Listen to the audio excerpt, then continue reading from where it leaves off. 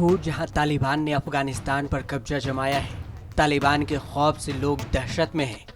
वहीं दूसरी ओर अफगानिस्तान से लगातार महिलाओं से ज्यादती करने की खबरें सामने आ रही है। तालिबान को महिलाओं का विरोधी माना जाता है और अफगानिस्तान की महिलाओं के लिए तालिबानी राज को एक बड़ा खतरा बताया जाता है। इन सब के बीच हम आपको उस महिला के बारे में बताते हैं जो अफगानिस्तान की पहली महिला पायलट रही हैं।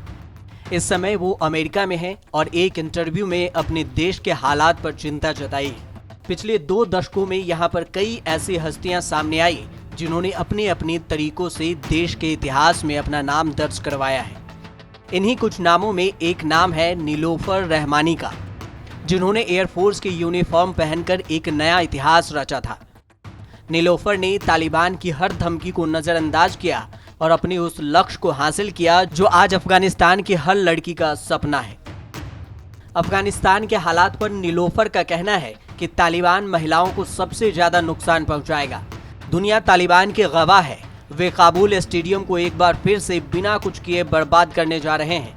दुर्भाग्य से मेरा परिवार अभी भी है और जब से मैंने सुना है कि अफगानिस्तान में तालिबान का कब्जा हो रहा है, मैं सो नहीं पाई हूँ।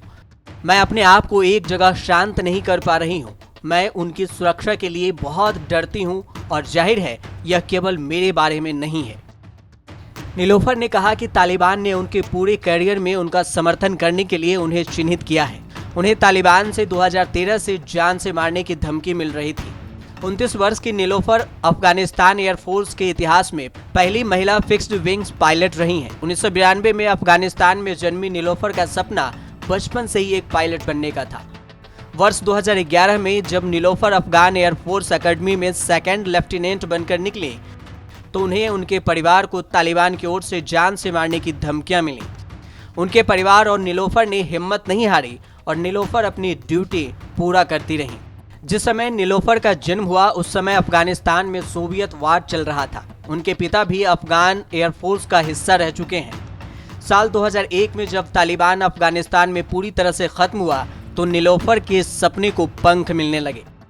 तालिबान की तरफ से धमकियां मिलने का सिलसिला जारी था, लेकिन इसके बाद भी वह मेहनत करती रहीं। साल 2015 में उन्हें अमेरिकी विदेश विभाग के तहत आने वाले international women of courage award से नवाजा गया।